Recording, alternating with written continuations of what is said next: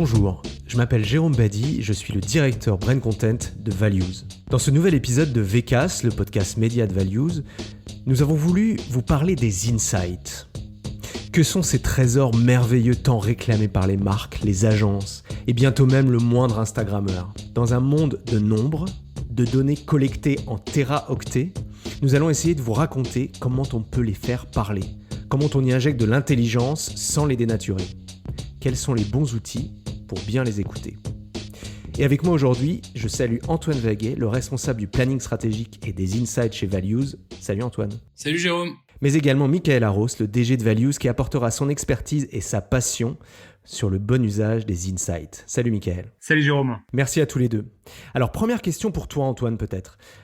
Peux-tu nous dire ce qu'on appelle un insight? Voilà, qu'on soit bien d'accord sur le vocabulaire, c'est très important. Oui, effectivement, c'est une bonne question. C'est une bonne question parce que l'insight, c'est un terme qui est utilisé, un peu galvaudé, parce qu'utilisé par beaucoup de monde. C'est aussi bien utilisé par les agences, évidemment, médias, créa, les instituts d'études. C'est utilisé aussi par les cabinets de consulting. Et en fait, son usage est un peu polysémique. On ne sait pas trop ce qui se cache derrière. Et finalement, d'ailleurs, on a toujours du mal à expliciter ce que c'est. D'ailleurs, on remarquera qu'il n'y a pas de traduction à l'insight. L'insight, si on le prend comme ça au pied de la lettre, c'est voir dedans. Mais voir dedans, ça veut dire quoi? En gros, si on faisait une définition assez triviale de l'insight, on pourrait dire, bah voilà, l'objectif, c'est de vendre un produit ou un service à quelqu'un, et pour lui vendre, il faut avoir une connaissance de ce comportement, de ses usages, de ses croyances, afin de pouvoir bien le toucher en bonne intelligence. Donc finalement, c'est quoi les acteurs du monde de la communication, de la publicité? Tu parlais des agences, tu parlais de beaucoup de monde. Qui sont tous ces acteurs qui manient ces fameux insights aujourd'hui? Alors il faut voir qu'historiquement, les insights, c'est les cabinets, les agences de publicité anglaises qui ont inventé le terme et qui l'utilisaient pour justement inventer cette nouvelle discipline du planning stratégique pour travailler plus efficacement et plus intelligemment la manière de toucher le consommateur final. Donc du coup, on est obligé de collecter ces données, il nous faut des données, et c'est vrai qu'on est dans un monde absolument, qui collecte énormément de données, ou du moins qui génère énormément de données, de data, on parle de data. Hein. Est-ce que c'est pas finalement une sorte de piège pour la communication? Parce qu'avant d'avoir toutes ces données, on communiquait bien aussi. Donc c'est quoi les changements majeurs qui ont existé depuis qu'on collecte des données? Alors attends, ouais, on communiquait bien, mais en fait, ce qu'il faut bien voir, c'est que, on va revenir sur la data, mais ce qu'il faut bien voir, c'est que initialement, il y a encore cette opposition qui existe encore parfois dans le monde de la communication et des médias, c'est que l'intuition s'opposerait à la data, à la donnée. En réalité, effectivement, dans un monde d'avant où il y avait peu de data, le rôle de la stratégie était surtout basé sur de l'intuition, de l'observation des comportements des consommateurs, je dirais une lecture subjective du monde basée sur ses propres connaissances, sa propre culture et la connaissance que l'on pouvait avoir d'un marché ou d'une marque. Aujourd'hui, avec l'arrivée de la data, déjà d'un point de vue de la stratégie, on est arrivé vers une objectivation de la manière dont on pouvait toucher une cible, parce qu'on a des données quantifiées, concrètes, matérielles d'une certaine manière, qui nous permettent de travailler au mieux notre stratégie. Pour répondre à ta deuxième question sur les grands changements que ça peut impliquer la data, en fait c'est un bouleversement, c'est même une révolution. C'est-à-dire que on a une multiplication des canaux, on a une multiplication des devices avec les différents téléphones portables qui sont arrivés dans nos poches, avec les multi-usages que l'on peut faire des différents écrans qui sont dans nos vies. Et il nous suffit tout simplement de penser à quelques chiffres.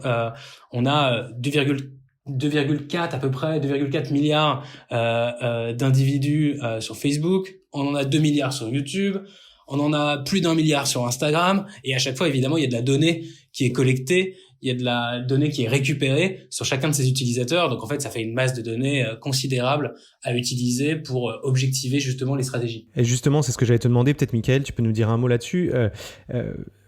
Tu parlais de Facebook, tu parlais de Google. Quels sont les principaux fournisseurs de données aujourd'hui, avant que justement on commence à rentrer dans la manière dont on va les faire parler? En fait, il faut déjà voir qu'est-ce qu'on entend par données.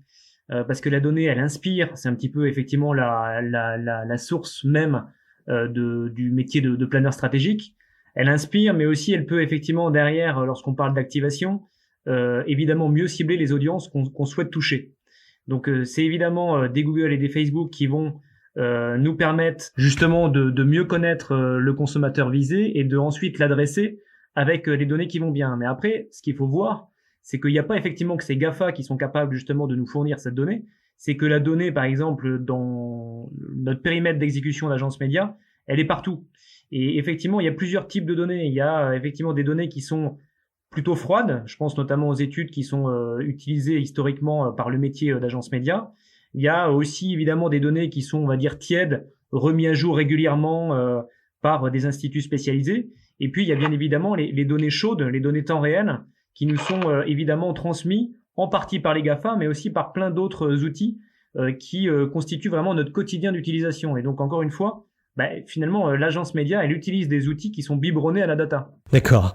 Et donc, alors à l'inverse, donc là on est parti sur ceux qui nous fournissent des données, mais du coup peut-être par type de données, tu parlais chaud, froid, etc. On peut peut-être rentrer un tout petit peu plus dans le détail sur quel type de données concrètement on collecte aujourd'hui et qu'ensuite on va venir interpréter. Alors nous dans notre métier d'agence média, mais je pense que ça peut être un peu plus général aussi. Quelles sont aujourd'hui les données qui sont intéressantes pour bien connaître nos cibles? Les données qui sont intéressantes, ça va aller d'un côté sur des études justement d'analyse du profil de comportement des consommateurs. Je pense notamment à un SIMTGI qui est encore une référence aujourd'hui et qui permet soit de construire un persona sur les valeurs qui animent l'individu, soit de construire une cible qui est plus focalisée sur la partie consommateur d'une certaine marque et d'un certain produit. À partir du moment où ces cibles sont construites, on les passe au tamis, on les analyse de A à Z avec un porté chinois, un comportement et des usages médias, tout simplement. Après, ça va être aussi, j'ai n'importe quoi, mais utiliser un Google Trends pour définir des saisonnalités de produits, des intérêts ou toute autre justement tendance temporelle d'un sujet ou d'un contexte. Ça va être également utiliser des outils de media planning, par exemple, offline pour voir quelles sont les enseignes qui sont systématiquement présentes sur les zones de chalandise de mes propres magasins, etc., etc. Ce qu'il faut voir, c'est que globalement, ces données-là, elles peuvent provenir à la fois d'outils qui sont construits nativement pour des insights, mais aussi aujourd'hui, dû à la plateformisation de nos métiers et de la digitalisation évidemment de nos métiers, ces données et ces insights peuvent provenir également d'outils d'achat. Et c'est en ça où notre métier a été complètement révolutionné, puisqu'il n'y a plus aujourd'hui de silos entre d'un côté des outils de réflexion qui animent la stratégie média et de l'autre côté des outils d'activation qui vont finalement mettre en scène en partie la stratégie média définie, mais qui vont vraiment l'appauvrir. Aujourd'hui, en fait, pour qu'un insight soit utile, il faut qu'il puisse vraiment être activé en l'état. Donc, en tous les cas, on n'est pas sur de l'opposition actuellement entre des outils qui vont nous fournir des insights stratégiques et des outils qui vont activer des campagnes médias qui seront finalement des campagnes médias comme on avait l'habitude de voir dans le passé, qui étaient uniquement sur de la socio-démo, par exemple. D'accord, donc là, on a cette espèce de masse, bon, c'est un peu Big Brother, votre histoire, là. Cette espèce de masse que vous collectez, qui vient de partout, on a bien compris, hein, qui avec de nouveaux outils, justement, de collecte pour renseigner sur nos habitudes, sur qui nous sommes. Peut-être, Antoine, tu peux nous dire comment on arrive, donc justement le planning stratégique, tout ça, qu'est-ce que c'est et comment on arrive à faire parler tout ça. Une fois qu'on a toutes ces masses, en fait, ça serait trop simple s'il suffisait de remplir des abacs. Voilà, comment on essaie de leur donner du sens et les faire parler et renseigner un petit peu les différents profils et ensuite en faire profiter les marques. Alors en fait, là, il y a plusieurs questions dans ta question, là, si j'ose dire. Donc sur le Big Brother, alors on est habitué, nous experts dans les métiers, dans nos métiers, d'avoir cette remarque-là. En fait, ce qu'il faut voir, c'est qu'on n'est pas du tout au contraire dans Big Brother. On est déjà dans de la donnée qui est anonymisée ou de la donnée qui est publique est récupéré directement par les softwares de data qu'on utilise au quotidien. Donc là-dessus, on n'est pas du tout dans une une lecture orwellienne, mais au contraire dans quelque chose qui tend à être au plus près des attentes des consommateurs à partir de l'analyse de leur comportement et justement être en capacité de bien les adresser efficacement à partir des choses qui eux les intéressent. Et c'est ça qui est important.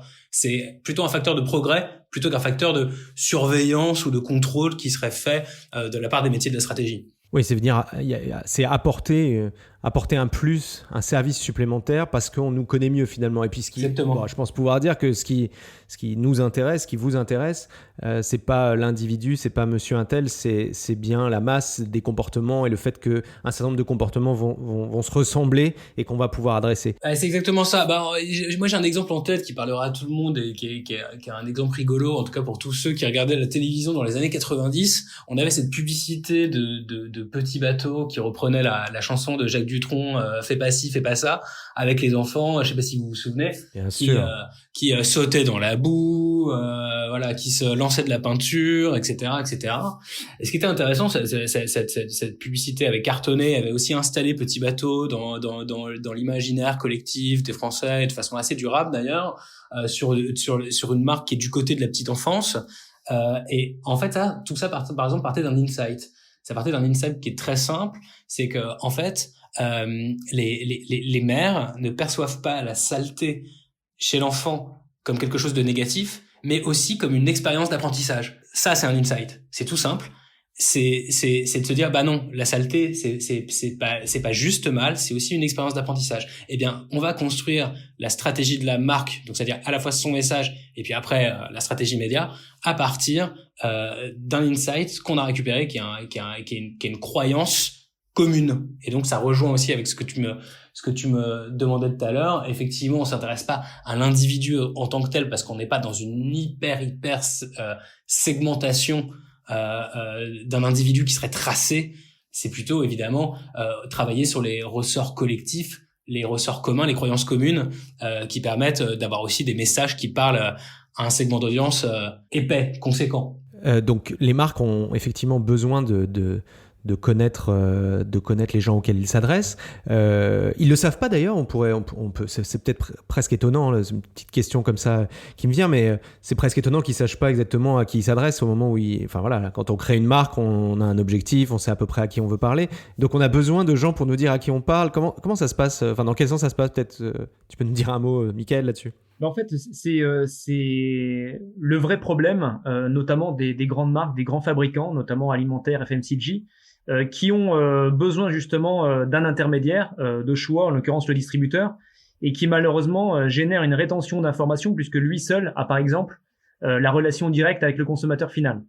Et donc évidemment, la marque fabricante suspecte des profils d'audience à qui ils doivent s'adresser, mais malheureusement, effectivement, comme il n'y a aucun lien, aucune relation, si ce n'est potentiellement les communautés sociales, mais malheureusement, on sait que c'est pas parce qu'on suit une marque qu'on l'achète, ou si ce n'est effectivement la possibilité éventuellement d'avoir une newsletter avec une très grosse base de données, malheureusement, il y a une carence ou une méconnaissance du profil réel du consommateur final et de ses clients. Et donc l'idée, c'est évidemment de mettre à profit les différents outils et donc la data qui est derrière pour nourrir la connaissance client pour notre annonceur et qui puisse derrière justement réfléchir ou en tous les cas adresser des besoins qu'il n'aurait peut-être pas forcément pu voir en lecture directe ou en tous les cas penser aux produits de demain. Je pense notamment justement des marques comme Amora, des marques comme Barilla, des marques comme toutes nos marques du quotidien qui créent de toute façon, on peut le voir aussi, des prétextes de communication ou des prétextes d'activation pour permettre justement de créer cette relation en direct avec le consommateur. Nous, via nos outils, on va être capable de leur dire que finalement, les personnes qui s'intéressent vraiment à leurs produits sont peut-être pas forcément celles qui suspectaient, et on en arrive même presque des fois à faire bouger les briefs. Donc c'est ça qui est intéressant. Donc ça arrive souvent effectivement où on se rend compte qu'on peut faire évoluer une stratégie ou une cible en fonction de ce qu'on collecte comme données. Exactement. Et puis même de toute façon, lorsqu'on est sur une stratégie créative qui va définir différents messages en fonction des personas ou en fonction des cibles, à l'usage, finalement, lorsqu'on va diffuser via notre plateforme de diffusion et nos plateformes de trading la publicité, on va s'apercevoir que finalement, le message A qui était dédié à la cible B, elle marche mieux sur la cible C. Finalement, l'insight, encore une fois, ça peut être une donnée amont au niveau de la réflexion, mais ça peut être aussi une donnée d'activation, voire même une donnée aval, qui va venir ensuite renourrir la réflexion et donc derrière créer un cercle vertueux de la stratégie. Et donc à chaque fois aujourd'hui, évidemment, entre la stratégie et l'activation, il se passe quand même différentes étapes. L'insight est aujourd'hui injecté à chacune de ces étapes. Peut-être tu peux nous dire brièvement, parce que tu as dit le persona, juste en 2 mots, c'est quoi le persona ? Le persona, c'est finalement un profil de consommateur ou de prospect type qui est défini par plusieurs critères qui sont soit des critères de consommation, soit des critères de vie ou des critères presque philosophiques. Tu voulais ajouter quelque chose, Antoine ? Oui, je voulais ajouter aussi qu'en fait, on pouvait aussi être dans des logiques de cible, de conquête. C'est-à-dire qu'on avait, pour reprendre des marques de FMCG, donc des marques, par exemple, produits laitiers, yaourts, lait, etc. On a l'exemple récemment de marques comme Danone qui essayaient de rajeunir leur cible en ne travaillant plus pour une marque de yaourt, en ne travaillant plus un public 50 et plus CSP pour aller vers une cible plus jeune, yogista, lifestyle. Et donc là, il fallait, à partir de ce message publicitaire et de cette nouvelle plateforme de marque qui a été créée, il fallait recontextualiser tout ce message dans un dispositif média plus large, avec évidemment des insights pour bien comprendre quelle était cette nouvelle cible et où est-ce qu'elle s'exprimait, sur quel canal, etc. Très bien. Maintenant qu'on a tout ça, qu'on a nos données, on a collecté nos données, on y a quand même ajouté de l'intelligence, de la compréhension, on a défini effectivement des profils types, on a commencé à définir des façons de consommer. Maintenant, il faut un média, il faut transporter ce message. Et là, c'est vraiment notre métier d'agence média. Comment est-ce qu'on orchestre une stratégie de média à partir des insights qu'on a collectés et organisé et interprété? Antoine, peut-être. D'abord, il faut penser aux objectifs de l'annonceur, c'est-à-dire en fonction de ses besoins du moment, il sera plutôt dans des objectifs de noto, dans des objectifs d'acquisition, dans justement, comme je le disais précédemment, dans une logique de conquête. Donc, en fait, on peut pas répondre de façon unilatérale à cette question. Il faut bien définir en amont les objectifs. Mais finalement, chaque média a un peu ses spécificités, Mickaël. Oui, comme Antoine l'a dit, c'est en fonction effectivement de l'enjeu prioritaire défini par l'annonceur, on va être en capacité, une fois que la cible est isolée, créée, de pouvoir voir en fait quel est le rôle et quelle est l'intervention des médias dans le parcours d'achat.